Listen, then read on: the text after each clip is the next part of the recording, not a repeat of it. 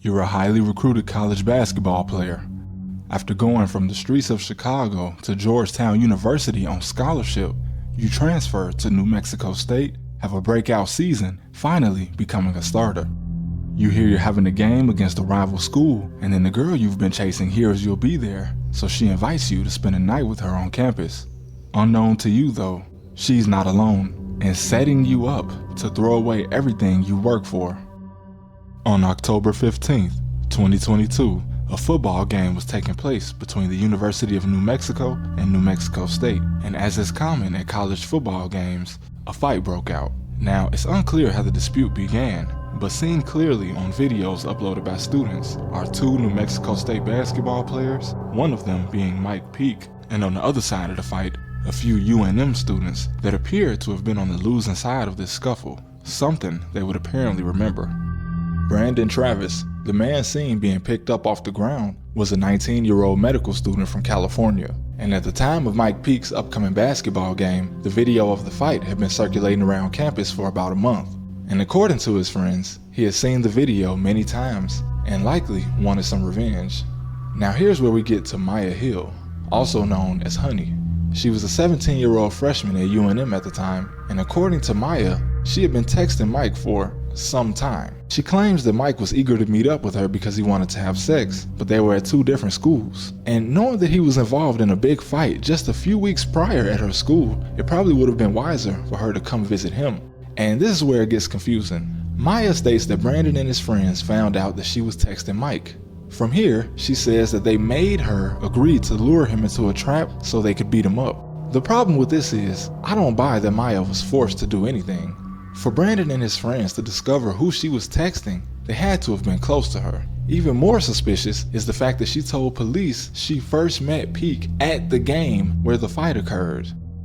Regardless, on November 18th, 2022, the New Mexico State basketball team arrives in Albuquerque a day early for their big game. The team checks into the Doubletree Hotel and are given a midnight curfew. Peak and two other players are at first not accounted for until 1:15 a.m. when assistant coach Taylor states he saw Mike Peak and two other men enter the hotel and point at the elevator. But they may have just been going to get dressed, as all three soon left the hotel again, possibly all on their way to meet women. Now Peak didn't ride with his two teammates, as he was texting Maya Hill letting her know that he was in town and trying to get invited to her dorm room, which he does. But she wasn't sitting in her dorm texting him. She was actually hanging out in Brandon's room with two other guys, so it doesn't seem very likely that she did anything against her will since she went to Brandon's dorm after midnight willingly. And in this room, the four of them went over the plan. Maya was to have Peak meet her near Coronado Hall, a larger co-ed dorm on campus, and walk him to a corner where Brandon and two other men would be waiting for him.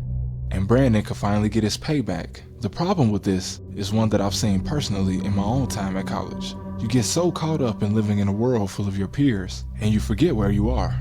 And for a lot of kids, freshman year in college is the first time living without rules and restrictions. And this is how things go too far. Brandon and his friends seemingly intended to end Mike's basketball career since they chose to bring bats and even a gun for the planned setup. But coming from Chicago and worried about his safety, Mike also forgot where he was when he violated the policy by bringing his own firearm on the team bus ride to Albuquerque. And he likely knew that there would be someone wanting to do harm to him on campus if he was ever caught. But what he failed to see is that meeting this girl was simply not worth the risk at all. But at 3 a.m., Peak finally meets up with Maya after she texts him asking him to hurry. And it was at this moment, after walking to a corner in the complex, that three men ran out of the shadows and Maya disappeared as she was instructed. Caught completely off guard, Mike was suddenly looking down a barrel, with Brandon on the other end. And just then, one of the other men hit Mike in the knee with a bat before a small tussle ensued and Mike started to run away. Now, it was at this moment that both of their fates were sealed. And surrounded, Mike was backed against the wall, barely able to run away on an injured leg. But when Brandon noticed that Mike was also armed, he made the decision that cost him his life. He fired at Mike, striking him in the leg, causing Mike, still running, to fire back, striking and killing Brandon. Brandon's fate was now clear. He was gone. Now, as of 2024, the last of the court proceedings are going on, with Brandon's 2 co-conspirators being charged and pleading out to little time served, since I believe they were all first offenders.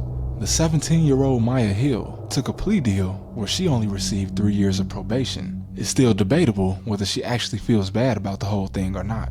But Mike Peake, a future NBA prospect, shortly after the judge ruled that he would not be charged since he acted in self-defense, he was still suspended indefinitely from his basketball program.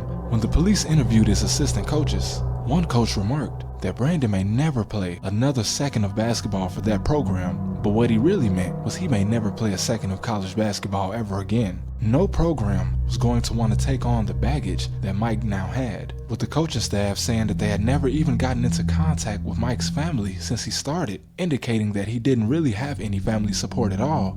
He seemingly completely disappeared as of 2024, and I can't seem to find anything about him, and he entered the transfer portal in 2023, but as of 2024, no program has taken a chance on him. And unfortunately, this is just another cautionary tale of lust. Mike was young, and maybe he couldn't see that meeting this girl wasn't worth whatever risk he thought it posed. And this girl, what was her actual motive for setting up such a thing?